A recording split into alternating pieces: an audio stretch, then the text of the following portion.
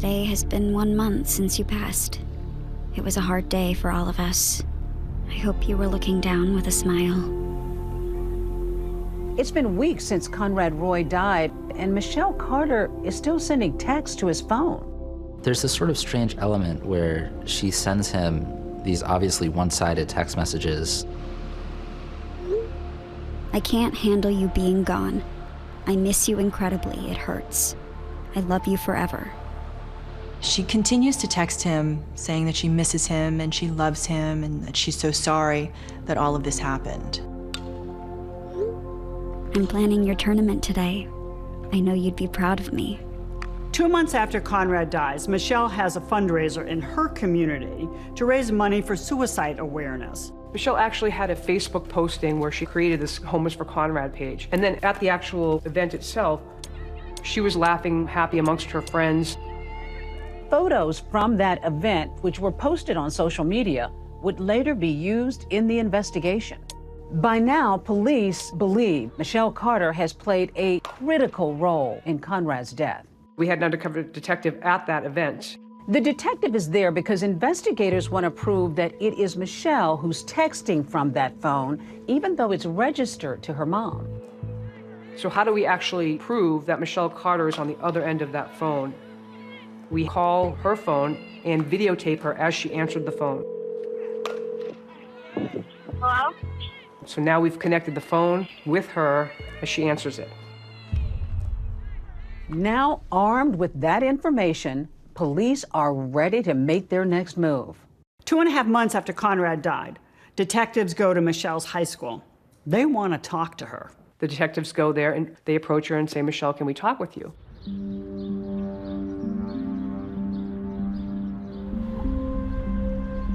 On October 2nd, we're talking to Michelle Carter at King Philip High School. Police begin asking her questions about her relationship with Conrad Roy. Michelle, the reason why we came out here is because we were looking into Conrad's unfortunate passing. We did determine a little bit that you probably had a lot of contact with him. Yeah. She lies to them. She does not give the full story. Do you think you had contact with him that day? I think so. Yeah. I was talking to him on the phone, like the night before, the 12th, and we were talking, and then, like, the phone, like, hung up, but I didn't really think anything of it. Did you have any contact with Conrad the day that he passed? Yeah, I think so. And just the deceptiveness in that. I mean, she's not telling the truth. She's saying, I might have. I had a feeling, like, if he didn't get help, then something was going to happen. And I was trying to get help for him sooner. I, like, wanted him to go with me, and I should have done something sooner, but by the time, it was just too late. You have a search warrant for your phone. Okay, so we'll be taking it. Wait, so you're taking my phone? Yes. For what reason? I'll explain. We're going to explain it all to you. When law enforcement takes Michelle's phone, they already know the messages between Conrad and Michelle. The interesting part is the conversations between Michelle and her friends about Conrad's death. They find messages sent to her friend Samantha Boardman. This one the day he died. Sam, he just called me, and there was a loud noise like a motor, and I heard moaning like someone was in pain. Then a week after Conrad dies, and Michelle knows that they're searching through his phone, she then sends this message. Sam, they read my messages with him. I'm done. His family will hate me, and I could go to jail. She is intensely aware that police have Conrad's phone and that there could be serious consequences for her if they recover his text messages. 2 months after Conrad dies, it gets worse because she sends an even more incriminating message. Sam, his death is my fault. Like, honestly, I could have stopped him. I was on the phone with him, and he got out of the car because it was working, and he got scared, and I told him to get back in. She appears to be admitting that, yes, I'm responsible. He wasn't necessarily going to do it, and I convinced him to do it. That is the saddest part of this whole story. It's this direct sort of admission to a friend that he was outside He had a chance to live. He was having second thoughts, and she told him to return to the truck as it filled with deadly carbon monoxide. I couldn't have him live the way he was living anymore. I couldn't do it. I wouldn't let him. I could have stopped him, but I didn't.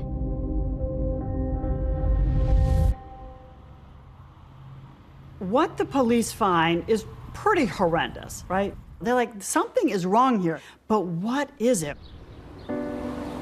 The police station and the fire station was a quarter mile down the road. He would have been saved if she made a call. She knew exactly what she was doing, and she knew it was wrong, and she still tried to cover it up. 6 months after Conrad dies, a grand jury indicts Michelle Carter for the crime of involuntary manslaughter. Prosecutors finally tell Conrad's mom and the rest of the family about all those text messages she'd sent to him. To actually have to sit in front of her for the first time and tell her, Michelle Carter, that girl that you thought was his friends, these are the texts. And I had to leave the room and let them read them. This is the girl that was coming to them at the wake and the funeral and completely deceiving them. We felt numb. We were in disbelief that someone could want someone else to die.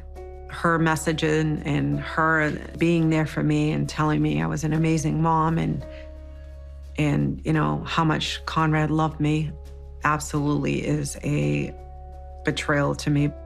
You were sort of angry with your nephew at first for taking his life, and then suddenly there's a different spin on this. Yeah. What did you start to feel then? I started to feel like he was targeted and he was a victim. He was targeted and a victim. Mm-hmm.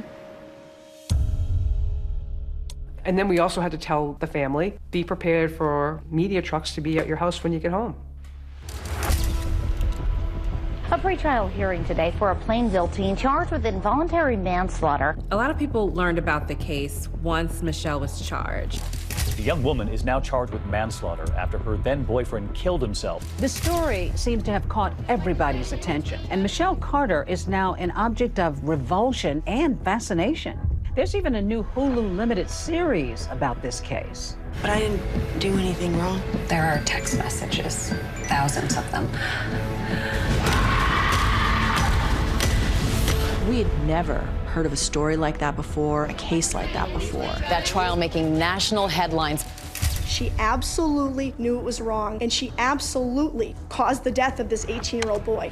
This is not a homicide. Michelle Carter did not kill Conrad Roy. These messages are horrific and morally reprehensible. But is it a crime? Is she responsible for his death? And Michelle has some surprising words on the stand. Hi everyone, George Stephanopoulos here. Thanks for checking out the ABC News YouTube channel. If you'd like to get more videos, show highlights, and watch live event coverage, click on the right over here to subscribe to our channel, and don't forget to download the ABC News app for breaking news alerts. Thanks for watching.